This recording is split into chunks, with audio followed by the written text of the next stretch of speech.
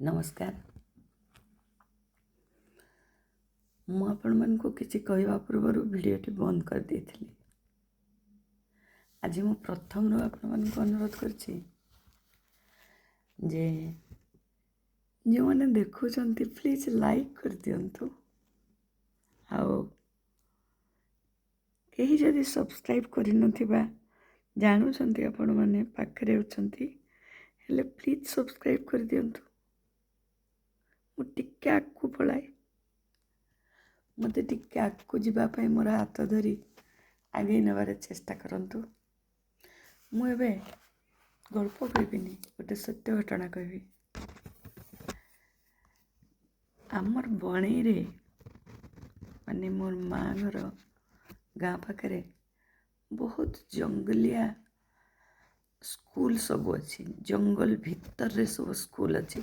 ଆପଣମାନେ ଯେଉଁମାନେ ସେ ଅଞ୍ଚଳରେ ଚାକିରି କରିଥିବେ ନିଶ୍ଚୟ ଜାଣିଥିବେ। ହେଲେ ଥରେ ଜଣେ ଆଜ୍ଞା ତାଙ୍କ ସ୍କୁଲରେ ପାଠପଢ଼ା ସରିଲା,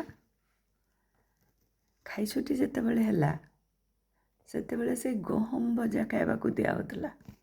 ସେ ସମୟର କଥା। ଆଉ ସେ ଆଜ୍ଞାଙ୍କର ନାଁ ଥିଲା ଲାଲମୋହନ ମହାନ୍ତ। ତାଙ୍କ ଘର ସର୍ଦାପୁରରେ ଥିଲା। ହେଲେ ସେ କହିଥିଲେ ଏଇ ଘଟଣାଟି, ଆଜି ବି ମୋର ମନେ ଅଛି। ମାନେ ଛୋଟ ଛୁଆମାନେ କେତେ ସଚ୍ଚୋଟ, ସେଇ କଥାଟା ଏଇ କଥାରୁ ସ୍ପଷ୍ଟ ଜଣାପଡ଼େ। ଦିନେ କ୍ଲାସ୍ରେ ଖାଇଛୁଟି ହେଲା, ସମସ୍ତେ ଯେତେବେଳେ ବାହାରକୁ ଖାଇବା ପାଇଁ ଯାଉଛନ୍ତି ସେତେବେଳେ ଗୋଟେ ଛୁଆ ଆସିକି କହିଲା, ଆଜ୍ଞା ମୋ ଚପଲ ମିଳୁନାହିଁ, ମୋ ଚପଲ କିଏ ନେଇଯାଇଛି। ଆଜ୍ଞା କହିଲେ ଠିକ୍ ଅଛି, ଖାଇସାର, ଖାଇସାରିଲା ପରେ ତ ଚପଲ ଖୋଜିବା ଆମେ। ତାପରେ ସେମାନେ ଫଟାଫଟ ଖାଇକି ଆସିଲେ। ଶ୍ରେଣୀରେ ସମସ୍ତେ ବସିଲେ। ବୋଲେ ସମସ୍ତଙ୍କୁ ଜଣ ଜଣ କରି ପଚରାଗଲା। ସମସ୍ତଙ୍କର ବେଗ୍ ଚେକ୍ କରାଗଲା ଯେ କେହି ବେଗ୍ରେ ଲୁଚେଇ ଦେଇଛି କି ଚପଲଟା। ସେତେବେଳେ ଚପଲଟା ବହୁତ ମୂଲ୍ୟବାନ ଜିନିଷଟେ। ମାନେ ଛୋଟ ଛୁଆମାନେ ତ ପ୍ରାୟ ଚପଲ ପିନ୍ଧୁନଥିଲେ। ଏବେ ସିନା ଏଇ ଜୋତା, ଚପଲ, ମୋଜା ଏସବୁ ବାହାରିଛି। ସେ ସମୟରେ ଏସବୁର ଏତେ ନଥିଲା। ତଥାପି ବି ସେ ଜଙ୍ଗଲ ସ୍କୁଲରେ ବି କେହି ଜଣେ ଚପଲ ପିନ୍ଧିକି ଆସିଥିଲା, ଯେଉଁଟାକି କେହି ଲୁଚେଇ ଦେଇଥିଲା ତା ବେଗ୍ରେ। ତାପରେ ସମସ୍ତଙ୍କର ବେଗ୍ ଯେତେବେଳେ ଚେକ୍ କରାଯାଉଛି ସେତେବେଳେ ଗୋଟେ ପିଲା କ'ଣ କରିଛି ନା ତାର ହାତକୁ ବେଗ୍ ଭିତରେ ରଖିଦେଇଛି, ବାଁ ହାତକୁ, ଆଉ ଡାହାଣ ହାତରେ ବେଗ୍ ଉପରେ ହାତଟା ରଖି କହୁଛି, ମୁଁ ବେଗ୍ରେ ଚପଲ ରଖିନାହିଁ। ନାଇଁ ନାଇଁ, ମୁଁ ରଖିନାହିଁ ଚପଲ, ମୁଁ ଚୋରେଇ ନାହିଁ। ତାପରେ ଆଜ୍ଞା ଜାଣିପାରିଲେ ଯେ ଇଏ ହିଁ ନେଇଛି, ଆଉ ବେଗ୍ରେ ହିଁ ଇଏ ହିଁ ରଖିଛି। ତାପରେ ତାକୁ ବୁଝେଇଲେ, ତାର ଚପଲଟା ତାକୁ ଦେଇଦେ, ତାକୁ ନଦେଲେ ତାଙ୍କ ଘରେ ଗାଳି କରିବେ। ତାପରେ ସେ ଚୁପଚାପ ଚପଲଟା କାଢ଼ିକି ଦେଇଦେଲା। ଏ ଘଟଣା ଘଟିଗଲା। ବହୁତ ବର୍ଷ ଗଲା।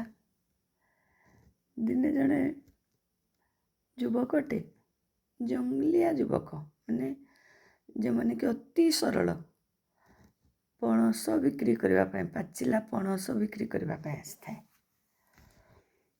ତ ସେଇ ଲାଲୁ ଆଜ୍ଞାଙ୍କ ଗାଁକୁ ବି, ସେଇ ଯେଉଁ ଆମର ଲାଲମୋହନ ଆଜ୍ଞା, ତାଙ୍କ ଘରକୁ ବି ସିଏ ଗଲା।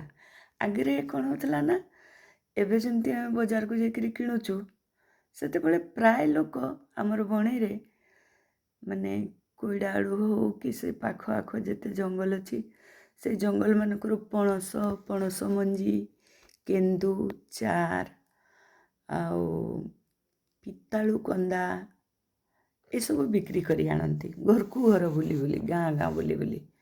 ମାନେ ବହୁତ ଜଣ ଲୋକ ଆସନ୍ତି, ଏ ଗାଁରେ 2 ଜଣ, ସେ ଗାଁରେ 2 ଜଣ, ଏମିତି ଭାଗ ହୋଇକି ସେମାନେ ବିକ୍ରି କରନ୍ତି ଆଉ ଯାଆନ୍ତି। ହେଲେ ସେଇ ପଣସ ବିକ୍ରି କରି ଆଣିଥିଲା ପିଲାଟା ଯେତେବେଳେ ସେଇ ଲାଲମୋହନ ଆଜ୍ଞାଙ୍କ ଘରକୁ ଗଲା, ଆଉ ଲାଲମୋହନ ଆଜ୍ଞା କବାଟ ଖୋଲିକି ଯେତେବେଳେ ତାକୁ ଦେଖିଲେ, ସେ ତାଙ୍କୁ ନମସ୍କାର କଲା। ଆଜ୍ଞା ନମସ୍କାର। ଆଜ୍ଞା କହିଲେ ନମସ୍କାର, କ'ଣ ଆଣିଛୁ? ନାଇଁ ପଣସ ବିକ୍ରି କରି ଆଣିଥିଲୁ। ତ ଆଜ୍ଞା କିଛି କହିଲେ ନାହିଁ। ଆଚ୍ଛା, ପଣସ କିଣିବା ପାଇଁ ତାଙ୍କ ସ୍ତ୍ରୀଙ୍କୁ କହିଲେ।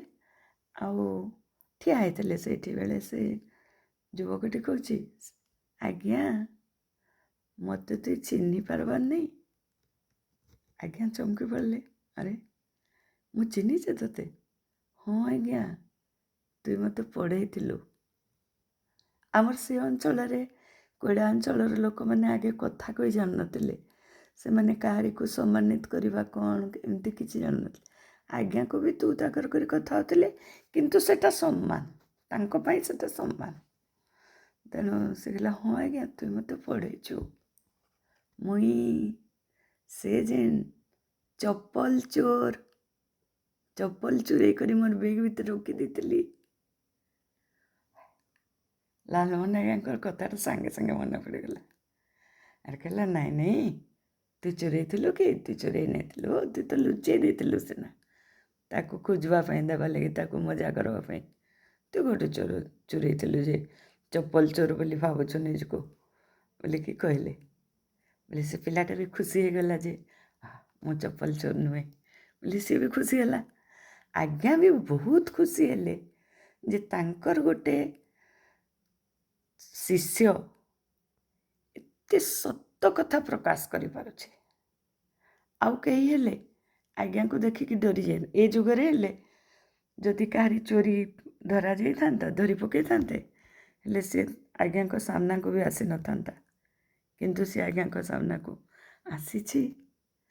ଆଉ ଅତି ନିରୀହ ଭାବରେ କହିଛି ଯେ ମୁଁ ସେଇ ଚପଲ ଚୋର, ମୁଁ ସେଇ ଚପଲ ଲୁଚେଇଥିଲି ଯୋଉ। ମାନେ ଭାବନ୍ତୁ କେତେ ସରଳ ସେମାନେ। ଏମିତି ଆହୁରି ବହୁତ ଘଟଣା ଅଛି। ଗୋଟେ କହିବି ଦିନକୁ, ଛୋଟ ଛୋଟଟା। ଆଉ ଆଜି ଆପଣମାନେ ନିଶ୍ଚୟ ଗୋଟେ ଲେଖାଏଁ ସବସ୍କ୍ରାଇବ୍ କରିବେ, ଆଉ ନିଶ୍ଚୟ ଲାଇକ୍ ବଟନ୍କୁ ଦବାଇବେ। ଯେତିକିଟା ଭ୍ୟୁଜ୍ ଆସିଥିବ ସେତିକିଟା ଲାଇକ୍ ବି ଆସିଥିବ, ମୁଁ ଆଜି ଆଶା କରୁଛି। ମୁଁ ଆଜି 4ଟାରୁ ଉଠି ଯାଇଛି ଆଉ ଏ ଭିଡ଼ିଓ ସବୁ କରୁଛି। ଆଜି 2ଟା ଭିଡ଼ିଓ ଛାଡ଼ିବି। ଏଇଟା ଗୋଟେ ଛୋଟ ଭିଡ଼ିଓ, ସେଟା ଗୋଟେ ଶିକାର ଗଳ୍ପଟା ଗୋଟେ ବଡ଼ ଭିଡ଼ିଓ। ରହୁଛି। ରାଧେ ରାଧେ, ଜୟ ଶ୍ରୀ କୃଷ୍ଣ, ରାଧେ କୃଷ୍ଣ।